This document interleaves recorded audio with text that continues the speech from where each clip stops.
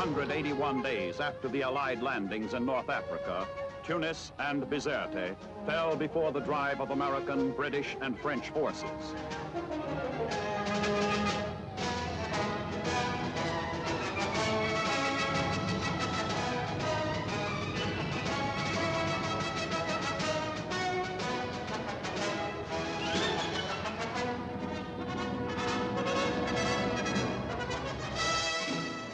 The drive reached its full fury with lightning speed, in the air and on the ground. The enemy was hit, harder and harder, crushed in a vice from which there was no escape.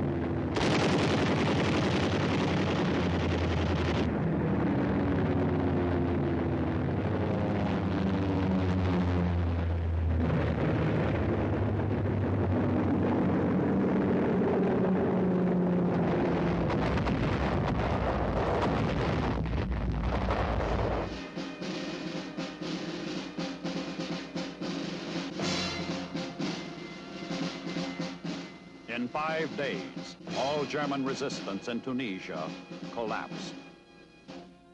The Axis forces surrendered. The myth of Hitler's super race was beginning to crack.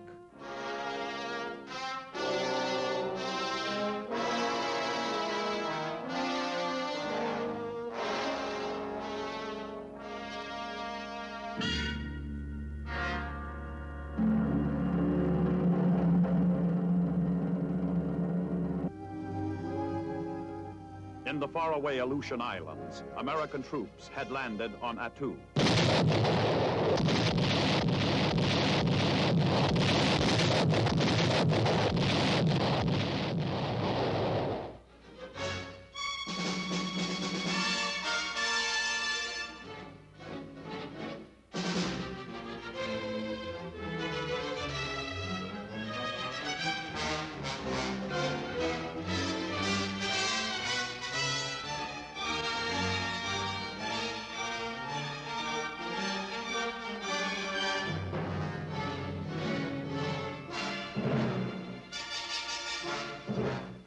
Still farther away in New Guinea, American and Australian troops drove back the stubborn and fanatical enemy in close fighting in malaria-infested jungles.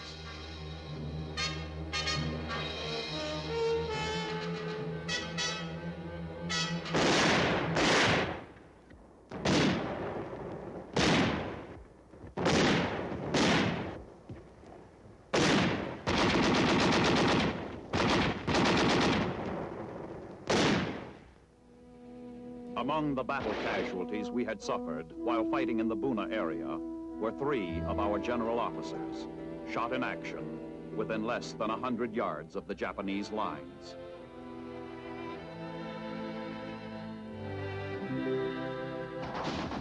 From victories on the deserts of North Africa,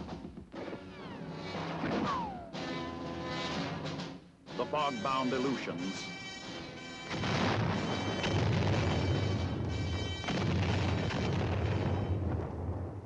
to the tropical island of Guadalcanal and the New Guinea jungles, where our troops were driving forward against desperate Japanese resistance, we had indeed spread our forces around the world. Who was it that once said, the United States was incapable of fighting a two-front war?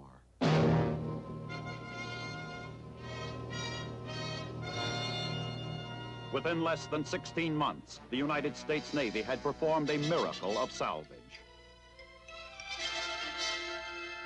Of all the ships sunk or damaged on December 7th, 1941 at Pearl Harbor, all but 3 were back in service and in fighting trim by May 1943.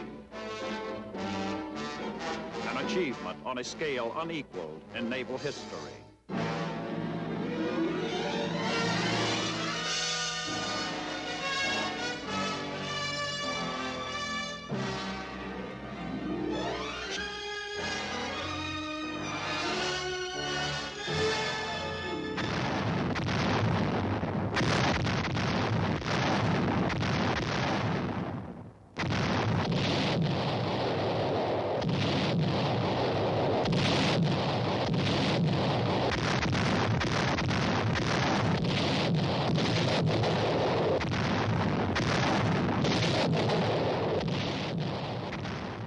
In Russia, the Germans had taken virtually all of Stalingrad by late 1942.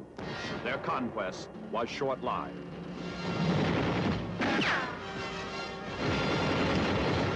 Early in 1943, the Russians launched a massive counter.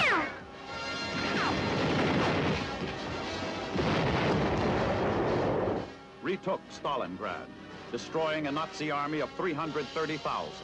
Capturing 17 of Hitler's generals.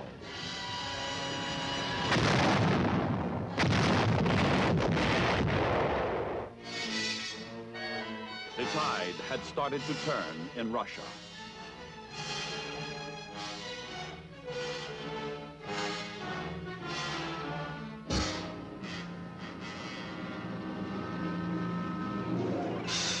In June of 1943, hundreds of Royal Air Force planes engaged in a non-stop aerial offensive over occupied Europe that continued unremittingly for 10 days.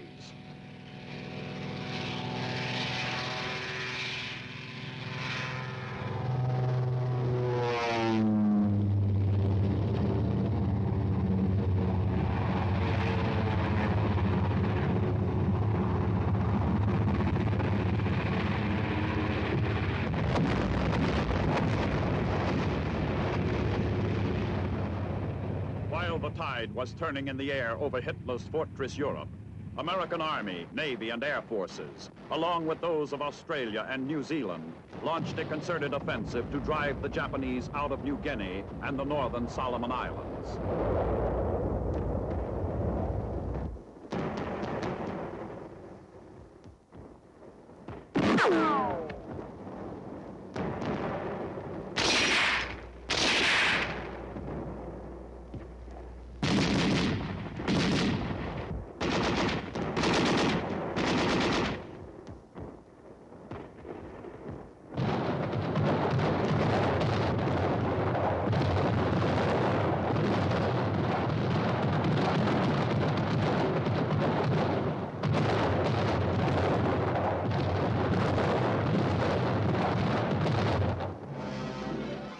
Enemy forces on Rendova Island were wiped out. Our troops drove for the Munda Airfield on New Georgia Island.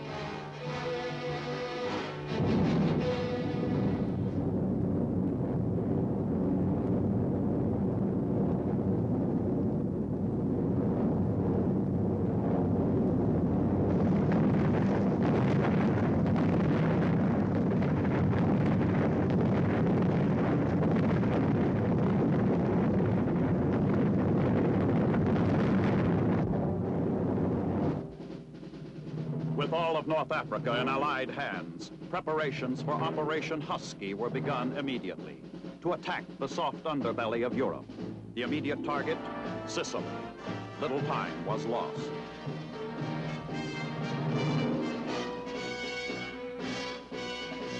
Only 60 days after the surrender of Axis forces in North Africa, Patton's 7th Army invaded Sicily simultaneously with British and Canadian troops under Montgomery.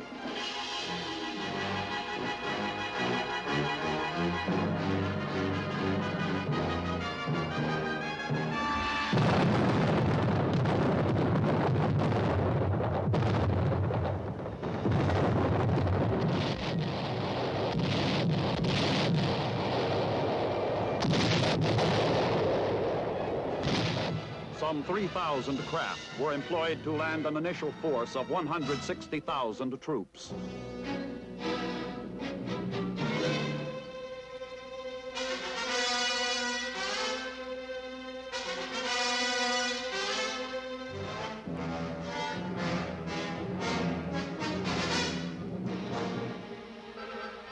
Almost 14,000 vehicles, about 600 tanks, nearly 2,000 guns.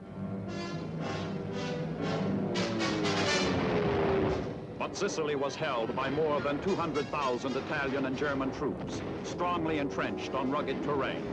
It was to be a tough, hard-fought campaign.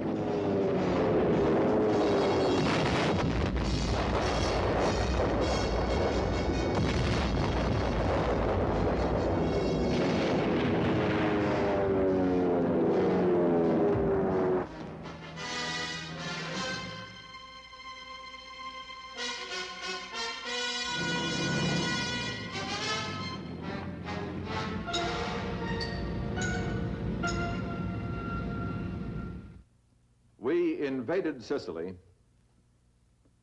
just 18 months after Pearl Harbor.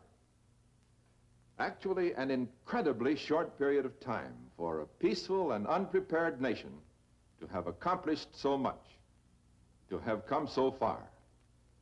It was a brilliant reflection of our military planning and the energy and enterprise that implemented that planning. It was America at its dynamic best. The forces of agriculture, industry, labor and management, finance and manpower, coordinated with the military. What the United States alone did in those first 18 months will live long in history. Yes, we had come a long way, but we still had far to go in Europe, still farther in the Pacific. It would be 11 months after the invasion of Sicily before we could build up and coordinate the massive ground, air, and sea forces for the invasion of Normandy. 11 months of bitter fighting in Italy and the vast island chain in the Pacific.